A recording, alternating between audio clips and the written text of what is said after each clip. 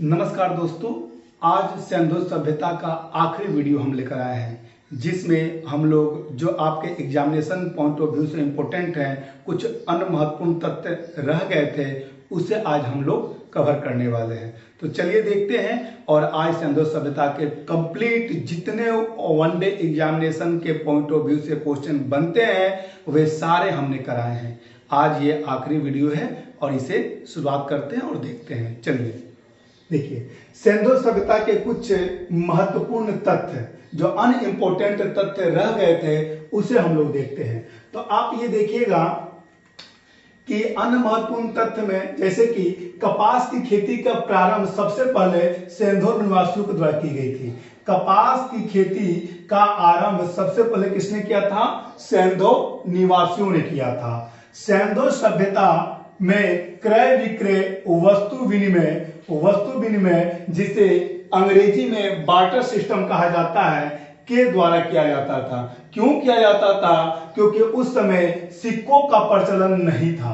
तो सिंधु सभ्यता में क्रय विक्रय के लिए वस्तु विनिमय यानी कि बार्टर सिस्टम का प्रयोग किया जाता था। क्यों किया जाता था? क्योंकि उस समय सिक्कों का प्रचलन नहीं था। सिंधु सभ्यता के जो बाट होते थे, बाट मतलब बटखरे, वह मुख्यतः घनाकार होते थे। कैसे उनका आकार होता था? तो बाट का आकार घनाकार होता था।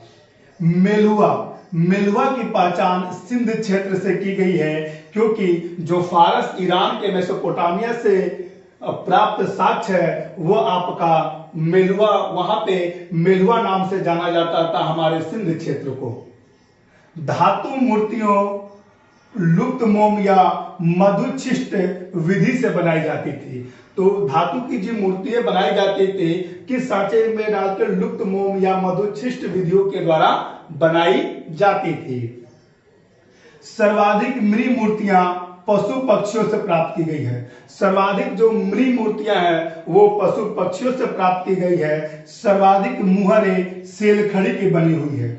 तो मुहरें सर्वाधिक किसकी बनी हुई है? सेलखड़ी की। और सर्वाधिक मृग मूर्तियां प्राप्त हुई है, छोटे छोटे मूर्तियां, वो किसकी? पशु और पक्षियों की।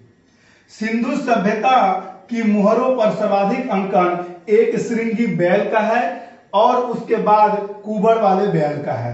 तो सिंधु सभ्यता से जो मुहरें प्राप्त होती थी उस पे जो सर्वाधिक अंकन है एक श्रृंगी बैल अथवा कुबड़ वाले बैल का है। इस काल का जो प्रमुख खेल था, जो लोग अपने साथ टाइम पास करते थे, वो खेल क्या था? पासा का खेल था। क्या चीज का था? पासा का खेल था। ये आपके अन्य महत्वपूर्ण तथ्य में ये सारी चीजें हैं। यहाँ पे एक चीज और कभी कभी एग्जामिनेशन में पूछा जाता है कि जो योगी या पशुपति शिव की मोहरें प्राप्त हुई है उसमें पशुओं का क्रम पूछा जाता है, या कितने पशु अंकित है, या दाएं कौन है, बाएं कौन है और नीचे कौन है। तो हम देखते हैं बाएं तरफ जो है दो पशु गेंडा और भैंसा, बाएं तरफ में दो पशु गेंडा और भैंसा, और दाएं तरफ में दो पशु बाघ और हाथी। तो दो ये चार हो गए। और नीचे के क्रम में, नीचे में आपका दो हिरन। तो 5 प्रकार के, कैसे? गेंडा, भैंसा, हिरन, बाघ और हाथी, यानी 5 प्रकार के जानवर हुए। लेकिन कुल जानवरों की संख्या कितनी हो गई है? 6 जानवरों की संख्या 2 यहां, 2 यहां, 2 यहां, कुल 6 हो गए। कितने प्रकार के जानवर हैं? तो वह आपके 5 है। गेंडा, भैंसा, हिरन, बाघ और हाथी। ये पूछा जाता है एग्जामिनेशन में। अब आते हैं और देखते हैं जो कि अन्य प्रमुख स्थल। अभी तक मैंने जो बड़े बड़े शहर थे उनसे रिलेटेड साक्ष्य को हमने देखा था। अब कुछ अन्य प्रमुख स्थल या जो बड़े शहरों में छूट गए थे उन्हें देखते हैं। तो जैसे देखिए बालाकोट से आपको क्या प्राप्त हुआ है? सीप से बनी चूड़ियों के टुकड़े। बालाकोट से क्या प्राप्त हुआ है? तो सीप से बनी चूड़ियों के टुकड़े प्राप्त हुए हैं बालाकोट से। मांडा से क्या प्राप्त हुआ है? कांच से निर्मित पेचदार पीन कहने का मतलब होता है जैसे स्क्रू का जो होता है ना, स्क्रू वही चीज है, उसमें पेच बना हुआ होता है। तो मांडा से ही क्या मिला है? कांच से निर्मित पेचदार पीन मिली हुई है। नौसारों, नौसारों से स्त्रियों के मांग में सिंदूर के साक्ष्य मिले हैं। नौसारों से स्त्रियों के मांग में सिंदूर के साक्ष्य मिले हैं। रंगपुर से धान की भूसी प्राप्त हुई है। रंगपुर से धान की भूसी प्राप्त हुई है। लोथल वृत्ताकार चक्की के 2 पाठ प्राप्त हुए हैं। यही लोथल जो मैंने पढ़ाया था, जो कि गोदीवाड़ा या डॉकयार्ड था। कालीबंगा जो आपका हनुमानगढ़ जिला राजस्थान का है, जहां से ताम्र मूर्तियां की प्राप्ति हुई है। हड़प्पा जो कि रावी नदी के बाएं तट पे अवस्थित है। यहां से एक अन्य चीज और भी क्या इंपॉर्टेंट है, एक स्त्री के गर्भ से निकलते पौधे की आकृति दर्शाई गई है। ये कहां से प्राप्त हुआ है? हड़प्पा से।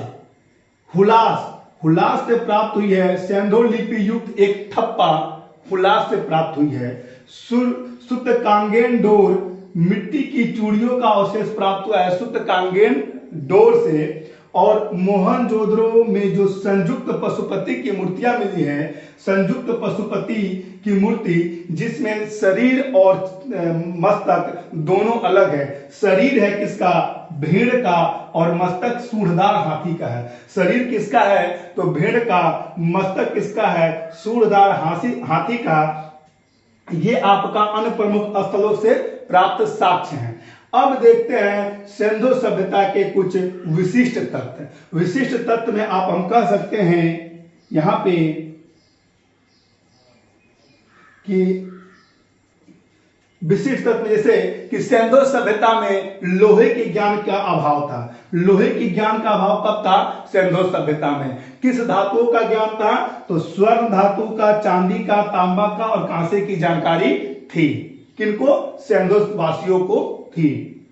हाथ से चालित चाकों का प्रयोग का भी साक्ष्य मिला है। कहां से? सिंधु सभ्यता से। मूर्ति पूजा का प्रचलन सिंधु सभ्यता में है।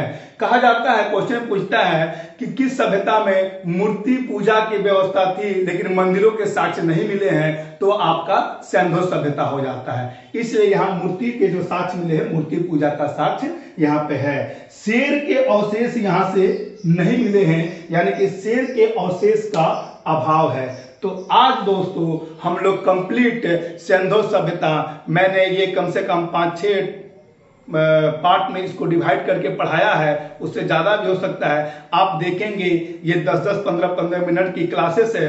आप देखेंगे जितने भी एग्जामिनेशन में आपके क्वेश्चन पूछे गए हैं, इससे बाहर नहीं पूछे गए हैं। ये आपके किसी भी वनडे एग्जामिनेशन के लिए एकदम इनफ है। तो कृपया इस वीडियो से लाभ उठाए, इसको 1-2 बार रिपीट करके देखें ताकि ये स्वतः आपका मेमोरी में आ जाएगा।